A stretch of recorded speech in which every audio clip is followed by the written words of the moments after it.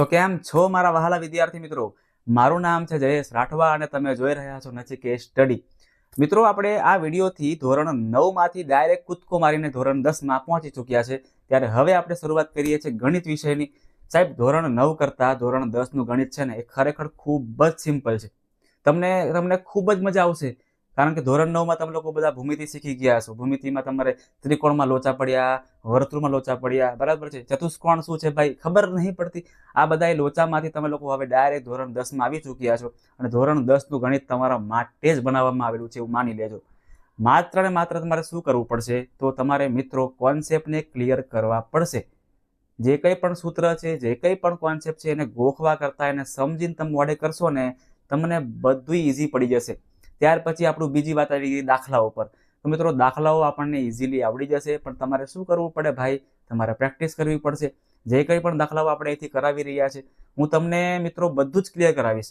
તમને હું ઉદાહરણ પણ કરાવવાનો છું, તમને હું સ્વાધ્યાયના દાખલા પણ કરાવવાનો છું, અને સમય મળે તો આપણે પ્રેક્ટિસ વર્ક પર પણ જવાના છે. બરાબર છે. તો મિત્રો, તમારા માટે પૂરેપૂરી તૈયારી લઈને આવી ચૂક્યો છું. હવે તમારે શું કરવાનું છે ભાઈ? તમારે બધાય વિડીયો જોવાના છે અને બધાય વિડીયોમાંથી તમારે કંઈક ને કંઈક શીખવાનું છે અને પ્રેક્ટિસ કરવાની છે. ચાલો ભાઈ, શરૂઆત કરીએ છીએ આપણે. આટલી વસ્તુ આપણી હતી ઇન્ટ્રોડક્શનની અંદર.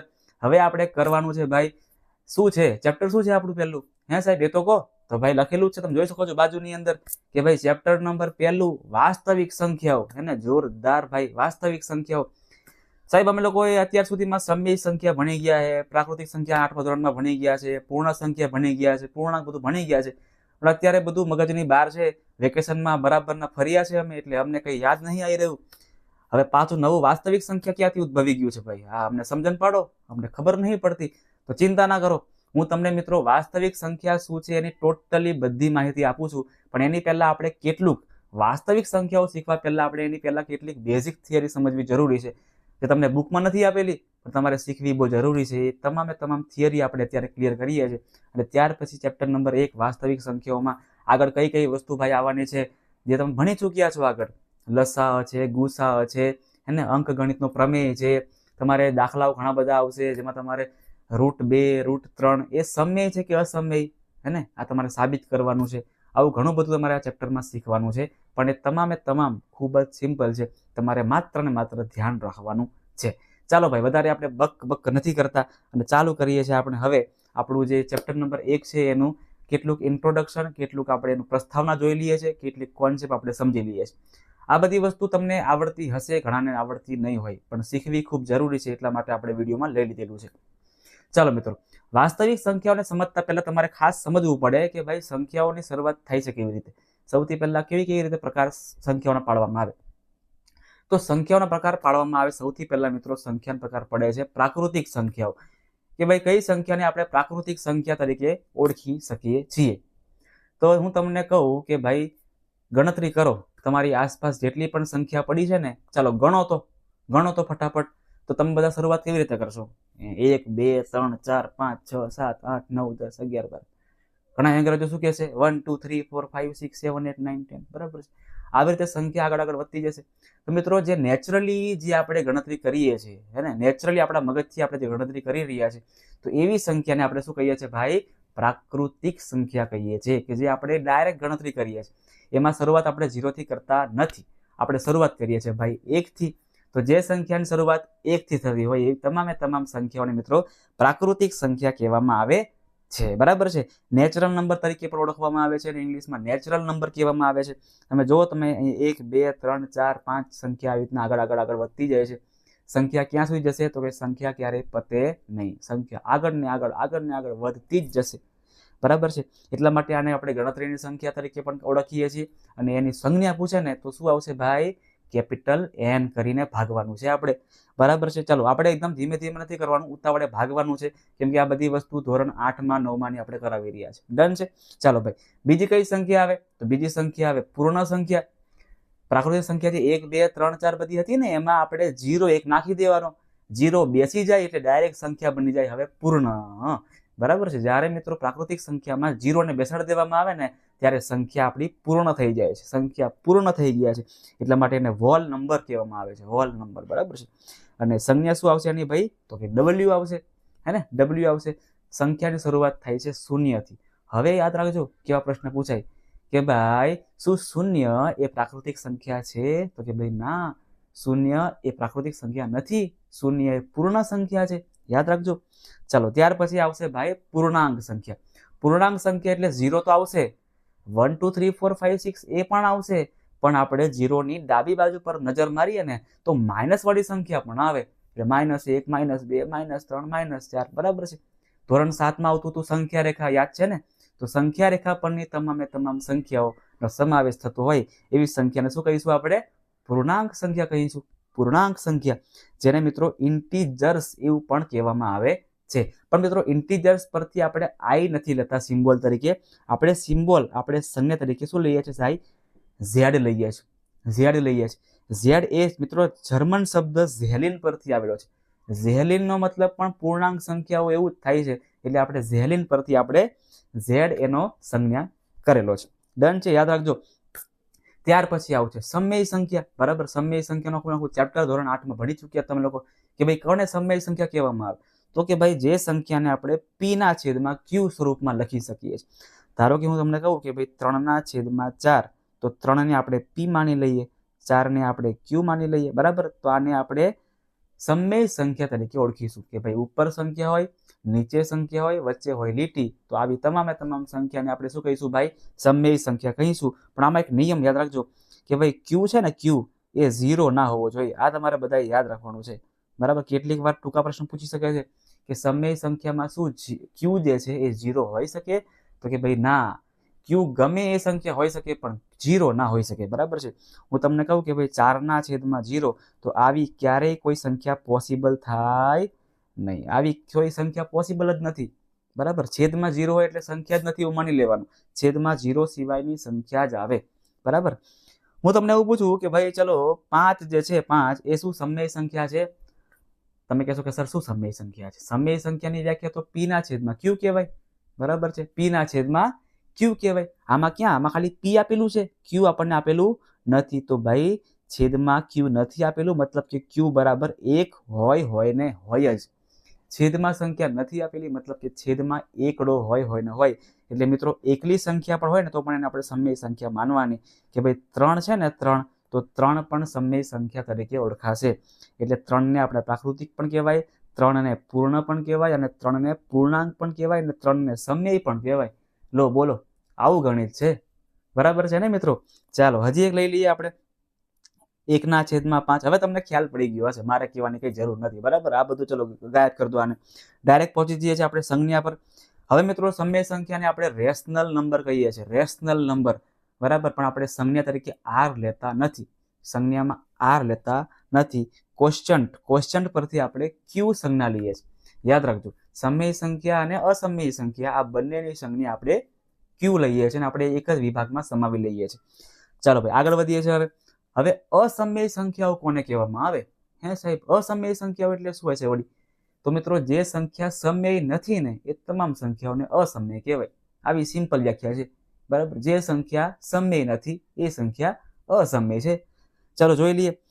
હવે મિત્રો તમારે આમાં બે વસ્તુ યાદ રાખવાનું છે, બે વસ્તુ કે ભાઈ અવિભાજ્ય સંખ્યા હોય અને અવિભાજ્ય સંખ્યાનું વર્ગમૂળ આપણે કરીએ ને તો એ હંમેશા અસમય સંખ્યા જ બને, બરાબર છે. જોજો, અવિભાજ્ય સંખ્યાનું વર્ગમૂળ, ધારો કે હું તમને કહું કે 5 છે મિત્રો, 5, તો 5 ના ભાગલા પાડો શું પડે? 5 × 5. 7 ના ભાગલા પાડો તો 7 × 7 જ પડે, બરાબર. પછી 11 ના પાડો તો 11 × 11 જ પડે. 23 ના પાડો ભાઈ તો 23 × 23 મળે.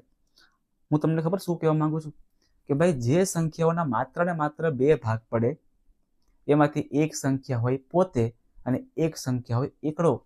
ફરી કહું છું, હે ને, જે સંખ્યાના માત્ર ને માત્ર 2 ભાગ પડે એમાં એક સંખ્યા હોય પોતે અને એક સંખ્યા હોય એકડો, તો આવી સંખ્યાને સાહેબ કહેવામાં આવે અવિભાજ્ય સંખ્યા, બરાબર. આને બીજા કોઈથી ભાગી જ શકાય નહીં, આ દુનિયાથી બારા છે હવે હાવ, બરાબર છે. આવી સંખ્યાને મિત્રો આપણે શું કહીએ છીએ? અવિભાજ્ય સંખ્યા કહીએ છીએ. અને આ અવિભાજ્ય સંખ્યા હોય એની ઉપર આપણે કરી દઈએ છાપરું, એટલે કે વર્ગમૂળ કરી દઈએ, ત્યારે આ બની જશે અસમય સંખ્યા. જેમ કે 7, તો વર્ગમૂળ 7 બનશે અસમય, વર્ગમૂળ 11 બનશે અસમય, વર્ગમૂળ 17 બનશે અસમય, વર્ગમૂળ 19 બનશે અસમય, બરાબર. ઢગલો સંખ્યાઓ છે. વર્ગમૂળ 23, ચાલો ભાઈ વર્ગમૂળ 23, આવી તમામે તમામ અવિભાજ્ય સંખ્યાઓનું વર્ગમૂળ લઈએ ને એ બધી સંખ્યાઓને આપણે અસમય સંખ્યા જ કહેવામાં આવે. મગજમાં ખતરનાક રીતે ફિટ કરી નાખજો, બરાબર છે. ચાલો આગળ વધીએ છીએ. બીજો પોઈન્ટ છે સાહેબ અનંત અનાવૃત સંખ્યાઓ. હે સાહેબ આ બધું ભણી ગયા છે પણ અમને યાદ નહીં આવી રહ્યું. ધોરણ 9માં ભણ્યા હતા અમે શાંત સંખ્યા, અસમય, બરાબર છે, અનંત આવૃત સંખ્યા બધું ભણી ચૂક્યા છે, પણ સાહેબ યાદ નહીં આવતું. ચિંતા ના કરો, હું તમને સમજાવું કે અનંત અનાવૃત સંખ્યા કોને કહેવામાં આવે. જોજો તમને હું યાદ કરાવડાવું છું, ચિંતા ના કરો, હું તમને બધું યાદ કરાવડાવું છું. જો મિત્રો સંખ્યાના ખબર છે 3 પ્રકાર પાડવામાં આવતા હતા. આવી રીતે જોવા જાવ તો કે પોઈન્ટ પછી સંખ્યા આવે: શાંત સંખ્યા, અનંત આવૃત સંખ્યા અને અનંત અનાવૃત સંખ્યા. ફરી કહું છું, યાદ રાખજો. શાંત સંખ્યા, અનંત આવૃત સંખ્યા અને ત્રીજી કઈ છે? અનંત અનાવૃત સંખ્યા. જોજો અનંત આવૃત કોને કહેવાય ને અનંત અનાવૃતની વાત કરીએ તો મિત્રો જ્યારે સમજો કે 4.50 50 50 50 આવી રીતે સંખ્યા રિપીટ થતી હોય, એમાં તમે જુઓ મિત્રો કે 50 50 50 50 રિપીટ થાય છે. તો જ્યારે સંખ્યા રિપીટ થતી હોય ને તો એવી સંખ્યા મિત્રો હંમેશા કેવી હોય? સમય પણ કહેવાય, એને સમય પણ કહેવાય અને એને અનંત આવૃત પણ કહેવાય. મગજમાં ફિટ કરજો મારા વાલા, બરાબર છે. જે સંખ્યામાં પાછળની સંખ્યા એટલે કે પોઈન્ટ પછીની સંખ્યા એ રિપીટ થતી હોય તો એને સમય પણ કહેવાય અને એને અનંત આવૃત પણ કહેવાય. અનંત કેમ કહેવાય છે? કેમ કે આગળ સંખ્યા જાય જ છે, પતતી નથી, અને આવૃત મતલબ કે રિપીટ થાય છે.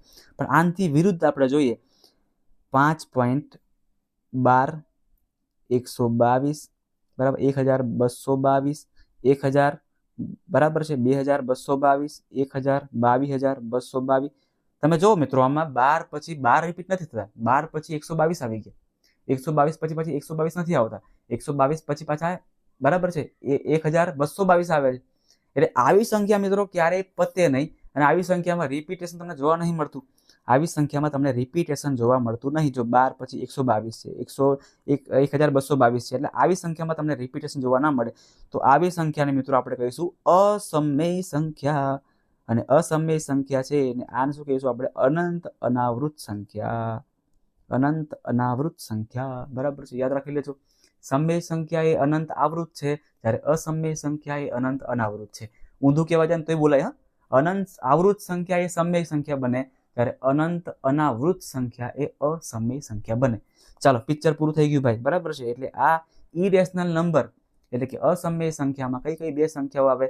તો કે જે સંખ્યા અવિભાજ્ય હોય અને અવિભાજ્ય સંખ્યાની ઉપર છાપરું કરી દઈએ તો એ બની જશે અસમય સંખ્યા.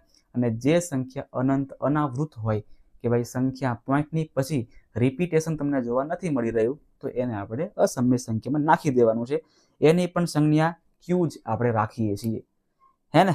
ચાલો ભાઈ છેલ્લું, હવે જે આપણું પાઠનું નામ છે, ચેપ્ટરનું નામ છે, જે આપણો હીરો છે, જેના વિશે આપણે ભણવાનું છે, એનું નામ છે ભાઈ વાસ્તવિક સંખ્યા. વાસ્તવિક એટલે રિયલ, આપણને નજરે દેખાય, હે ને. રિયલ છે, એકદમ નકલી છે જ નહીં, હે ને. રિયલ નંબર છે આ. તો વાસ્તવિક સંખ્યા એટલે શું ખબર છે? તો મિત્રો આપણે અત્યાર સુધીમાં જેટલી કંઈ પણ સંખ્યા શીખી ગયા કે દુનિયામાં જે કંઈ પણ સંખ્યા આવેલી છે આ બધી સંખ્યાને આપણે કહીશું વાસ્તવિક સંખ્યા. બધી સંખ્યા આવી જાય, હે ને. જોજો કઈ કઈ સંખ્યા? પ્રાકૃતિક આવે, હા આવે. પૂર્ણ આવે, હા ભાઈ આવે. પૂર્ણાંક આવે, પૂર્ણાંક આવે. સમય આવે, હા સમય આવે. અસમય આવે, હા ભાઈ અસમય આવે. વિભાજ્ય સંખ્યા આવે, હા વિભાજ્ય સંખ્યા પણ આવે. અવિભાજ્ય સંખ્યા આવે, હા આવે. એકી સંખ્યા, બેકી સંખ્યા આવે, એકી સંખ્યા બેકી સંખ્યા પણ આવે, બરાબર છે. એબીસીડી વાળી સંખ્યા આવે તો કે હા એબી સંખ્યા આવે. બધી સંખ્યાઓ, દુનિયાની તમામ સંખ્યાઓનો સમાવેશ થાય છે, એને કહીશું આપણે વાસ્તવિક સંખ્યાઓ. લખી દઈએ ચલો, જેમ કે 0 લખી દઈએ, 1 લખી દઈએ, 2 લખી દઈએ, ચલો -5 એ કરી દઈએ, હાલો ને. -5 અહીંયા 3/5 કરી દઈએ સમય સંખ્યા. √7 કરી દઈએ અસમય સંખ્યા. ચલો બીજી સંખ્યા લઈએ 6.12 હે ને. આ લઈ લઈએ બધું. ચલો પી, ક્યુ અને આર આ પણ આવી શકે, બધી સંખ્યા આવી શકે. હવે મારે લખવાની કઈ જરૂર પડશે નહીં. તમને કોઈ પણ સંખ્યા દેખાય ને એ સંખ્યા વાસ્તવિક સંખ્યા હોય ને હોય જ. ચલો બરાબર છે. સંજ્ઞા ભાઈ એની શું છે? તો કે સંજ્ઞા એની આર છે. ડન છે મિત્રો. તો આ હતું આપણો મેન કોન્સેપ્ટ. સંખ્યાઓની માહિતી આપણને હોવી જોઈએ ને. આપણે ડાયરેક્ટ થોડી ભણવા બેસી જવાય વાસ્તવિક સંખ્યાઓ વિશે. સંખ્યાઓની બેઝિક તો માહિતી આપણને હોવી જોઈએ, બરાબર છે. ચલો હવે મિત્રો તમને કેટલીક વાર પ્રશ્ન પૂછવામાં આવે અને તમે કન્ફ્યુઝ થઈ જાઓ. તમને કોન્સેપ્ટ આવડતો પણ હોય તો પણ તમે કન્ફ્યુઝ થઈ જાઓ, કેમ કે કન્ફ્યુઝ થઈ જવાય એવું જ છે. ચલો હું તમને પૂછું છું કે શું સમય સંખ્યા એ પ્રાકૃતિક સંખ્યા છે? ચાલો બીજો પ્રશ્ન પૂછું છું. શું અસમય સંખ્યા એ વાસ્તવિક સંખ્યા છે? ચલો, શું પૂર્ણ સંખ્યા એ સમય સંખ્યા છે? શું સમય સંખ્યા એ પૂર્ણ સંખ્યા છે? હે સાહેબ, આ બધું શું છે? આ બધું ખબર ના પડી અમને, તમે શું બોલી ગયા? તો આવા બધા પ્રશ્નોના મિત્રો જવાબ આપણે આપવા હોય ને તો એકદમ શોર્ટકટ મેથડ વાપરવી પડે. અને મેથડ છે ભાઈ ન્યુઝીલેન્ડનો QR કોડ. યાદ રાખજો, NWZ એટલે કે ન્યુઝીલેન્ડ કહેવાય. અને QR કોડ તમને ખબર જ છે, બરાબર? ફોન પે અને જીપે તમે વાપરો છો. જો N એટલે પ્રાકૃતિક સંખ્યા, W એટલે પૂર્ણ સંખ્યા, Z એટલે સમય અસમય સંખ્યા, પણ સમય પહેલા લેવાનું પછી અસમય લેવાનું. Z એટલે પૂર્ણાંક સંખ્યા, માફ કરજો. Q એટલે સમય અસમય સંખ્યા અને R એટલે રિયલ નંબર, આપણું વાસ્તવિક સંખ્યા. જેમ આપણે મિત્રો અહીંથી N તરફ જઈએ ને, આપણે ગ્રીન તરફ જઈએ ને, ત્યારે હંમેશા આપણો જવાબ હામાં આવે, યસમાં આવે. અને જ્યારે આપણે રિવર્સમાં આવીએ છીએ ત્યારે આપણો હંમેશા આન્સર નામાં આવવો જોઈએ, ખોટું હોવું જોઈએ, બરાબર? જો હવે આપણે પ્રશ્ન વાંચીએ. શું પ્રાકૃતિક સંખ્યા એ પૂર્ણ સંખ્યા છે? તો કે આપણે અહીંથી લઈને અહીં આવ્યા, તો કે હા ભાઈ છે. શું પ્રાકૃતિક સંખ્યા એ સમય સંખ્યા છે? તો કે ભાઈ હા, સાચી વાત છે. આપણે આ બાજુ જઈ રહ્યા છે તો સાચી વાત છે. પણ હું તમને એવું પૂછું કે શું વાસ્તવિક સંખ્યા એ સમય સંખ્યા છે? તો કે ભાઈ ના, વાસ્તવિક સંખ્યા સમય સંખ્યા નથી. શું વાસ્તવિક સંખ્યા એ પૂર્ણાંક સંખ્યા છે? તો કે ભાઈ ના, રિવર્સમાં નથી આવી શકાતું. વાસ્તવિક સંખ્યા એ પૂર્ણાંક સંખ્યા પણ નથી. કેમ નથી ખબર છે? ધારો કે હું તમને કહું કે √5 જે છે મિત્રો, √5, આ √5 ને વાસ્તવિક સંખ્યા કહેવાય? તો કે હા કહેવાય ને સાહેબ, કારણ કે વાસ્તવિક સંખ્યા બધી સંખ્યા આવે. તો √5 નો સમાવેશ તમે ઝેડમાં ક્યારેય સાંભળ્યો, જોયો? ના ભાઈ, ઝેડ એટલે પૂર્ણાંક સંખ્યા, અને પૂર્ણાંક સંખ્યા માત્ર ને માત્ર કઈ સંખ્યા આવે? તો કે 0, ધન સંખ્યા અને ઋણ સંખ્યા. તો એમાં ક્યાં √5 આવે છે? એટલે આપણું ખોટું છે, બરાબર? એટલે આવી રીતે મિત્રો મેન બેઝિક કોન્સેપ્ટ છે, પણ આપણે ફોર્મ્યુલા યાદ રાખવાનો છે, સૂત્ર યાદ રાખવાનું છે, ટેકનિક યાદ રાખવાની છે. કઈ છે? તો કે ભાઈ ન્યુઝીલેન્ડનો QR કોડ. ન્યુઝીલેન્ડનો QR કોડ, બરાબર છે? ક્લિયર છે મિત્રો? ચાલો, તો આ હતો આપણો પહેલો વિડીયો, જેમાં મિત્રો આપણે કેટલીક બેઝિક માહિતી મેળવી સંખ્યાઓની વિશે, અને જે મેળવવી જરૂરી પણ હતી. નેક્સ્ટ વિડીયોમાં મિત્રો આપણે અંકગણિતનું મૂળભૂત પ્રમેય જે છે ને એની વિશે ડિટેલમાં ચર્ચા કરીશું, અને એમાંથી મિત્રો કયા કયા દાખલાઓ આવી શકે, કેવી રીતે આવે છે, કેવી રીતે આપણે લસાઅ અને ગુસાઅને ગોતવાનું છે, મેળવવાનું છે, એ તમામની વાતો કરીશું. અને જે કંઈ પણ સૂત્ર આવે છે એની પણ આપણે વાતો કરીશું. અને મિત્રો એવી રીતે આપણે શીખતા રહીશું, તમને શીખવાડતા રહીશું, અને તમારો કોન્ફિડન્સ મિત્રો એકદમ અપ આપણે કરી દેવાનો છે, અને તમારા બોર્ડની એક્ઝામમાં ધમાકેદાર માર્ક્સ લાવવાના છે. એટલા માટે મિત્રો તમારે ચેનલને ખાસ સબસ્ક્રાઇબ કરી દેવાની છે. તમે જોઈ શકો છો બાજુમાં નચિકેત સ્ટડી, બરાબર મિત્રો, જયેશ રાઠવા, ખાસ તમારે સબસ્ક્રાઇબ કરી દેવાનું છે. તમને વિડીયો ગમ્યો હોય તો વિડીયોને લાઇક મારી દો. તમારા મિત્રો સુધી આ વિડીયોને ખાસ દૂર ને દૂર ફેંકી આપો, એટલે એ ભાઈ પણ વિડીયો જોવે ને ખુશ થાય. મળીએ છીએ નેક્સ્ટ વિડીયોમાં, જેમાં આપણે ફરીથી આપણે વાસ્તવિક સંખ્યાઓનો અભ્યાસ કરીશું.